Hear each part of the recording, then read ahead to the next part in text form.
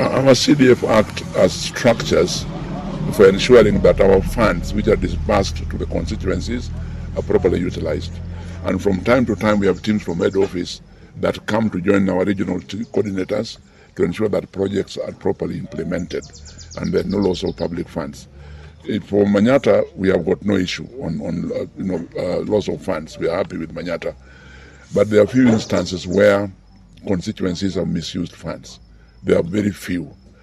But when that happens, we raise proper thorough audits to find out what happened, and we take action against those who are responsible, whether they are our fund managers, or they are our committees, or whether they're contractors. But there are very few cases. Unfortunately, those few cases get headlines, and then people think that CDF is being misused. But generally, I think of all the public funds in our country, CDF is the one that is being handled very transparently. The disbursement of funds from the Treasury to the board and then onwards to the constituencies is caused by the poor collection of revenue in our country. As you know, our economy is not doing as well as it used to. So revenue collection has gone down. When revenue collection goes down, then the little that is collected has got to be shared in terms of priority. But even when the revenue collection is low, the Treasury we have the goodwill of the Treasury. They try as much as possible to disburse funds that are due to us.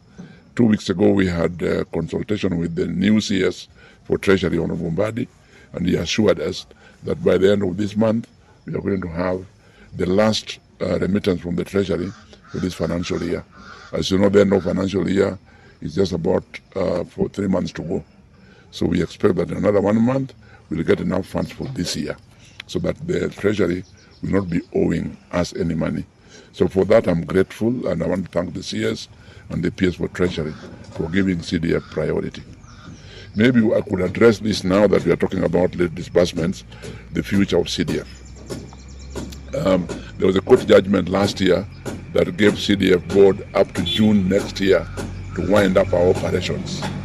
Both the Attorney General, the National Assembly, and our board have appealed against that judgment. In my view, even talking not as just chairman, but also as a lawyer, that judgment was an error in law.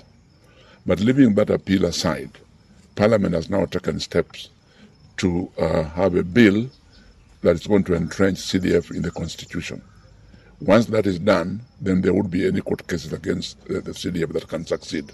And that bill, which I think now Parliament is going to start public participation, it has got the support of nearly 90% of the MPs, and we expect that NCDF is going to be entrenched in the Constitution. So with that, I can tell you confidently that CDF is here to stay.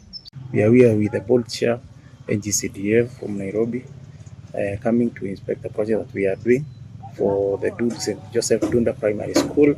Initially, this school was in the Catholic Church, but now we are relocating the school to this place where we have bought land worth 2 million, and the construction here is worth 15 million, which is 6 classrooms. Okay, basically we have other projects that are doing in the constituency. We are doing some renovations. We are doing some offices for the chiefs and the assistant chiefs, and we also are doing some classrooms. We are also doing we are purchasing mobile laboratories for about 60 schools in Manyata constituency. That is for the JSS. And we were requesting the chairman, maybe for the office, we need a big office whereby we will have a digital hub on top, so that we can be able to do our office work and also help the young people on ICT profession. The issue of CDFC allowances. Remember, he said no, the government can't afford it now. But then I realized I didn't make myself clear to him. And we all agreed that those allowances need to be reviewed afterwards.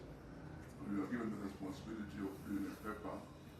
Yeah, well, you are doing a very good job, on behalf of the board. Yes. Yes. About the operations, the treasury, there was some changes. So currently we have a new DA who reported last week. The one DA is serving both sub-counties. We we are served by one sub-county, the one that is closed here. They think that office is very overwhelmed. Serving the person who serves there, he serves the entire urban region. So sometimes we should have delay in getting the people. Includes Embu County, we have Tharaka-Nithi. Embu has 4 constituencies, Tharaka-Nithi has 3, and we have about 8. So one works with this is supposed to be serving all this. He's a regional work officer. He doesn't speak.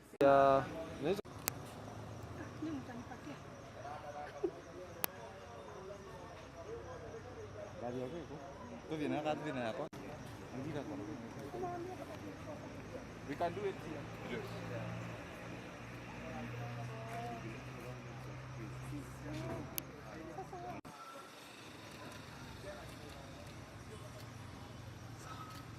So this is another government house, eh? Yes.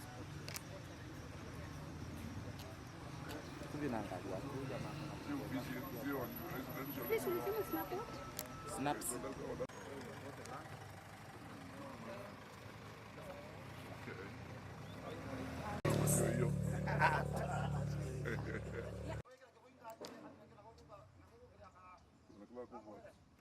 Where is the men and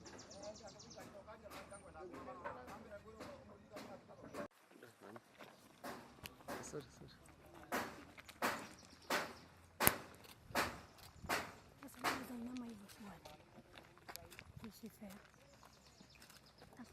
contractors?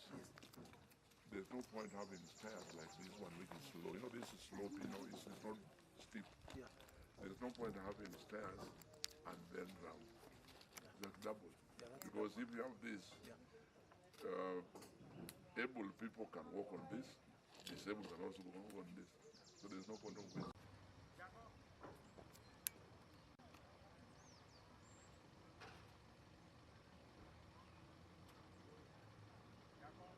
Mambo. Kuna hapa inanipoteleanga. Solo. Solo. Nataka kumuuliza nini? Mbuzo mbona na project gani? Lakini uko positive. Reporting yako iko positive. Mimi nimeenda kuandika CEO. Naenda kuandika CEO nani?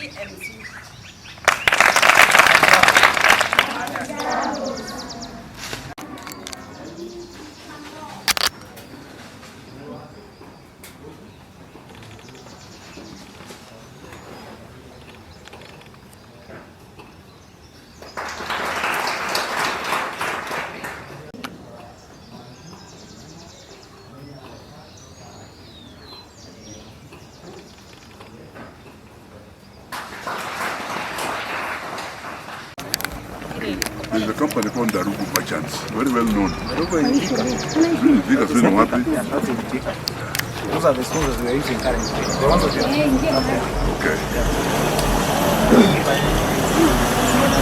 Okay.